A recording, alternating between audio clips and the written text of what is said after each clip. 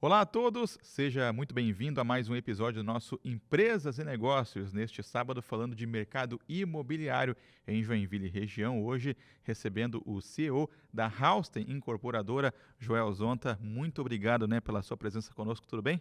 Tudo bem, Beto. Obrigado aí pelo convite. É um prazer estar aqui falando sobre o mercado imobiliário, sobre a Hausten. Falar um pouquinho da história, já são mais de 10 anos aqui no mercado de Joinville, construindo grandes empreendimentos. Daqui a pouco a gente vai entrar na esfera, de um por um, a característica do teu cliente, mas como é que começa a história da Hausten por aqui? Então, a história da Hausten ela começa dentro de uma indústria aqui de Joinville, que é a Embraco. Tanto eu quanto o meu sócio, nós trabalhávamos na Embraco, visualizamos que existia um potencial de mercado para entrar no mercado da construção civil, mas não era nem pelo boom, Beto, que estava o mercado imobiliário lá em 2012. Era porque a gente acreditava que se a gente aplicasse os conceitos de gestão que a gente tinha na indústria, na construção civil, isso daria muito certo.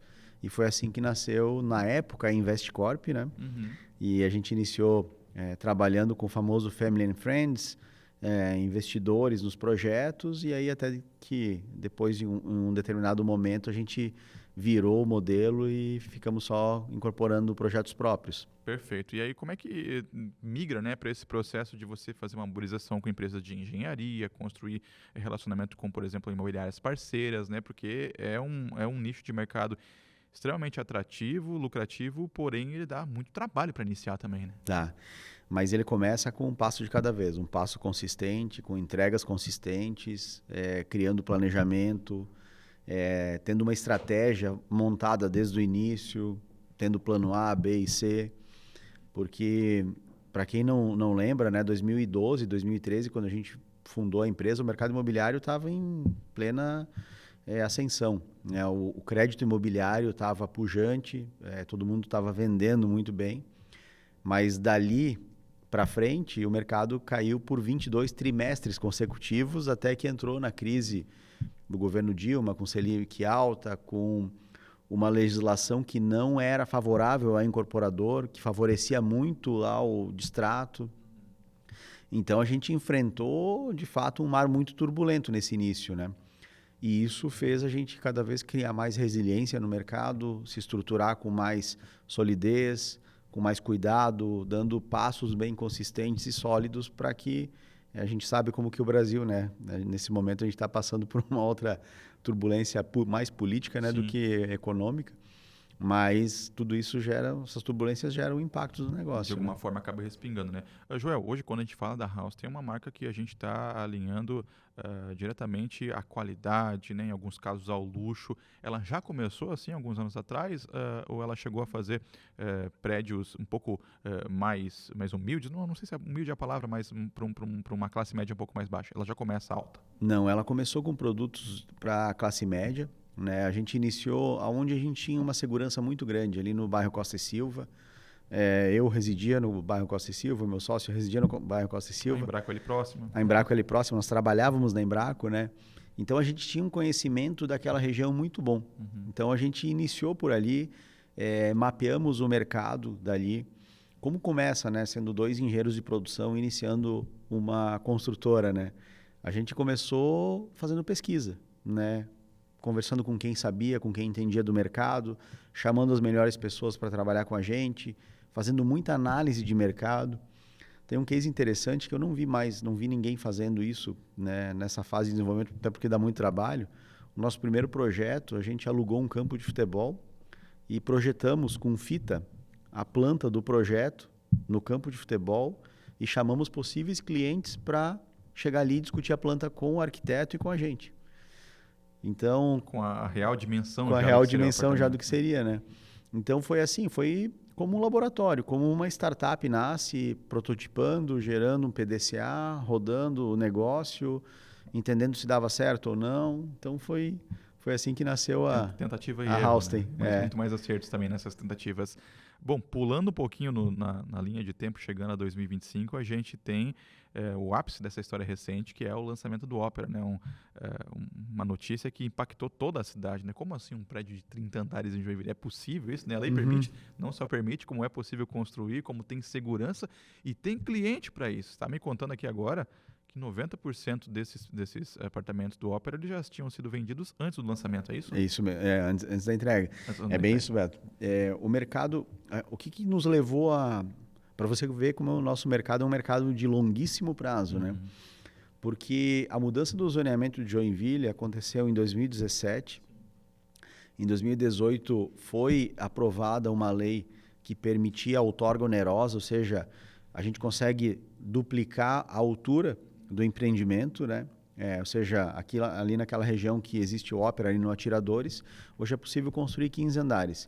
Com o artifício da outorga onerosa, a gente paga um valor alto para a prefeitura para dobrar o potencial construtivo. E aí a gente chega nos 30 andares.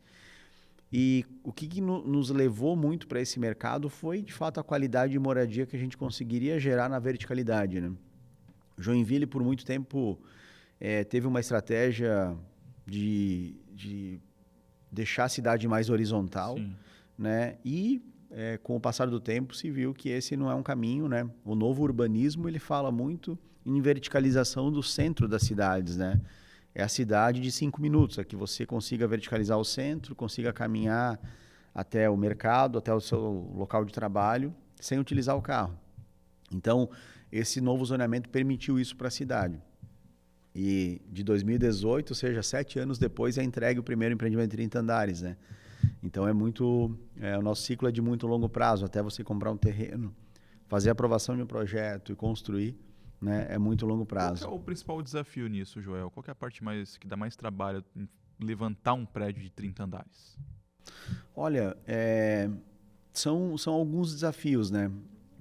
Tudo começa com um ciclo de aprovação de projetos, que no passado ele era mais longo, hoje ele vem reduzindo consistentemente, né? Essa parte burocrática mesmo, né? Parte burocrática. E depois envolve também um prédio de 30 andares, não é colocar 2 de 15 um em cima do outro, né? Envolvem outras tecnologias, envolve outro nível de projeto, outro nível de estrutura. Inclusive então, fundamento, segurança mesmo, né? Segurança. Então, por exemplo, né? Eu não lembro de uma outra obra aqui que a gente precisou parar uma fábrica de gelo, por exemplo, de Itajaí, para fazer a fundação do Opera, porque eram muitos caminhões de concreto e o concreto não poderia esquentar e precisaria terminar no mesmo dia. Então a gente começou uma operação no que nos permite o Código de Obras às 7 da manhã, às 7h01 a gente já estava iniciando uma operação e fomos até o limite da noite. E tudo isso é uma operação diferenciada. A gente não comprou um elevador, a gente fez um projeto, né, de logística de clientes dentro do empreendimento. Então, é diferente. A gente precisa ter um nível de projeto muito mais preparado, ou seja, o custo de projeto e o nível de desenvolvimento ele é muito maior. E acho que muito do que você contou agora há pouco do teu início lá, estendendo o mapa, né, a planta nesse caso, no terreno de futebol, você traz um pouquinho para o Opera, que é colocar o cliente no centro, por mais que seja um apartamento de luxo, um apartamento de alto padrão, antes mesmo, né, de construir, você tem que ter um estudo de caso ali do que o teu cliente precisa, né, que tipo de serviço ele precisa acessar. Isso tudo, imagino eu, que seja considerado na hora de desenhar esse prédio, né? Exatamente, Beto. E o que a gente visualizou, né? Uma das plantas mais aceitas que a gente tinha no mercado, já entregues no momento da decisão do Opera, eram plantas com 3 lados livres, né? Ou seja, porque tem uma ventilação melhor, tem uma insolação diferenciada. E no Opera o que a gente conseguiu fazer com a verticalidade é isso. A gente poderia ter feito os mesmos 47 apartamentos com 15 andares, né?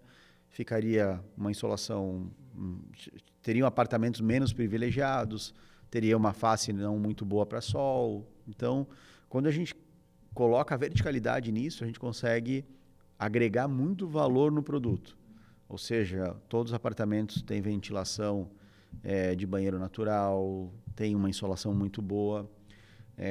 Um outro fator que a gente não tinha vivenciado aqui em Joinville, porque não tinha prédios altos aqui, é que o vento, a partir de uma determinada altitude, né, a gente começa a sofrer um forte vento que vem do litoral nosso, né, da nossa Baía da Babitonga. Até pela proximidade também, né? Até pela proximidade. Então, assim, é impressionante como venta num 20º andar do Ópera. Isso mexe com planejamento, inclusive. Também, mexe com planejamento. Tem que prever isso na estrutura, né? Então, são alguns fatores e também beneficia o cliente, né? Ou seja, é um apartamento que fica muito fresco ao longo do dia, né? Pós-Ópera, você tem mais 2 empreendimentos com uma previsão curta aí, né, para entrega também aos clientes. Quais são os 2 próximos agora que está por vir ainda esse ano? Nesse ano a gente entrega o Morada de Gaia, na 15 de novembro, com 20 andares, e entregamos o Soul também, os 2 no próximo mês. O Morada de Gaia agora, no final desse mês, o Soul no início do próximo, na segunda quinzena, na verdade, de setembro. O Soul com 30 andares, o Morada de Gaia com 20 andares. E em abril do ano que vem entrega também o Amaluna na Autobem com 30 andares. Tá bom, então são 3 empreendimentos, em menos de um ano aí para serem entregues pela Houston. Além disso, né, a gente tem observado aqui uma aposta bastante elevada das construtoras, das incorporadoras de Joinville e região no litoral catarinense. E a House tem acompanhado esse movimento também, né, com Balneário Pissarras, com Penha, agora com Balneário Camboriú. Eu queria que você contasse um pouquinho também dessa estratégia. É um caminho natural, Beto, eu acho, porque quando a gente pensa na expansão de uma operação, a gente não... o que traz mais segurança, né? É quando o teu cliente vai junto, né, nessa expansão. Ou seja, tu não muda a tua cadeia de venda, o teu cliente vai junto com você. Hoje a gente tem um percentual de recompra muito alto nos nossos empreendimentos. Ou seja, eu tenho um cliente que compra um apartamento aqui em Joinville, mora num housing ou está planejando mudar para um housing, mas ele também quer ter um apartamento no litoral. Então, esse é um movimento natural, acredito. Joinville cada vez mais se consolida, né, como o centro de uma região metropolitana, né, que cada vez mais a gente vai encostando, né, as cidades, né? Quando a gente passa na BR-101, cada vez mais a gente vai vendo, né, não tem mais grandes vazios, né? Então, ou seja, é um caminho natural. E o litoral, o segundo imóvel, né, que é o litoral, ele cresceu muito no pós-pandemia, né? O efeito do segundo imóvel pós-pandemia foi enorme. Eu acho que ninguém esperava que o segundo imóvel tornasse a proporção que tomou e fez com que, naturalmente, as empresas, né, atendessem o cliente nesse segundo imóvel. A aquisição de imóvel ela traz muita segurança financeira também, muita estabilidade, né? Ele é um ativo seguro para você investir hoje em dia, né? Exatamente, exatamente. E isso, toda essa conjuntura fez com que o mercado crescesse muito, né? E as empresas de Joinville aí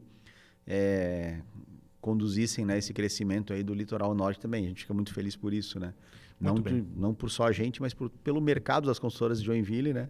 A gente estar juntos também desbravando, né, o litoral aqui norte de Santa Catarina. Para quem quiser conhecer um pouquinho mais, né, conhecer os projetos na planta ou esses próximos prédios que serão agora entregues, né, ao mercado, páginas da Houston, site, Instagram? Instagram da Houston, o site www.houston.com.br.